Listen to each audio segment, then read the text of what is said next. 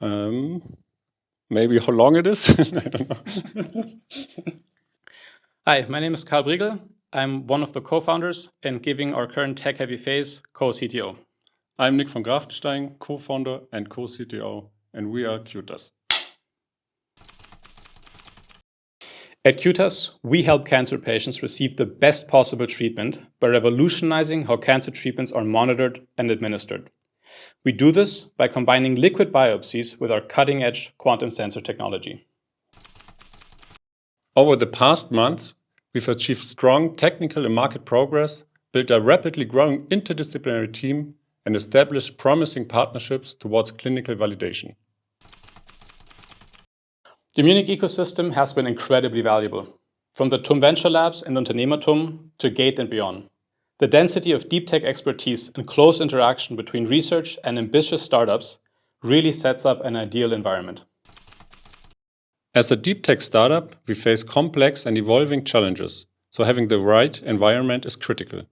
GATE stands out by not only providing space, but being highly flexible and proactive in supporting startups in exactly the ways they need.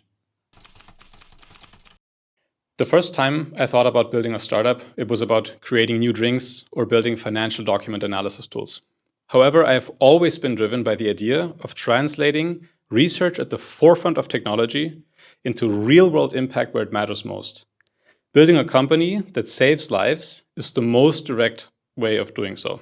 500,000 people a year receive a cancer diagnosis in Germany alone. By building QTAS, I can actively tackle one of the biggest health problems that so many people struggle with. Yeah, I remember this consideration quite vividly. However, I have to say that quite the opposite happened. Instead of somehow drifting away and the world in which you work, so to speak, shrinking, it really expanded. And it's not that technology is gone, it's just that so many more aspects that are equally as engaging just showed up, and it kind of enriched my world. So I'm really happy with this move, and I don't really miss it because I still get to work on technology, but in such an expanded world that just kind of enriches everything that I get to do on a day-to-day basis. Yeah, time is especially crucial in cancer therapy monitoring because each month you receive the wrong treatment, mortality can increase by up to 28%. I don't know if anything is actually harder than expected. It's just hard, and we expect it, because as soon as you move to a clinical setting where your work actually does impact patients, there's a lot of very strict requirements that you have to meet.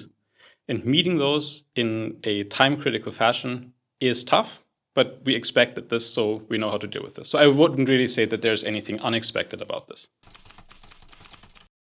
I don't know. I understand that many people fear the risks of building a startup, but I think that risk aspect, especially for young founders, is way overblown. I think you should see it way more as a true chance to do something big and not as the big risk of how many things can go wrong. So that is something that I don't really understand. I would encourage people to not focus too much on and focus way more on the chance of how amazing it is to actually get the chance to do this.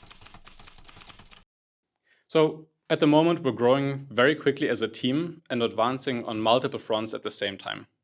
Managing that growth while maintaining focus and speed is a challenge, but it's definitely a good one to have.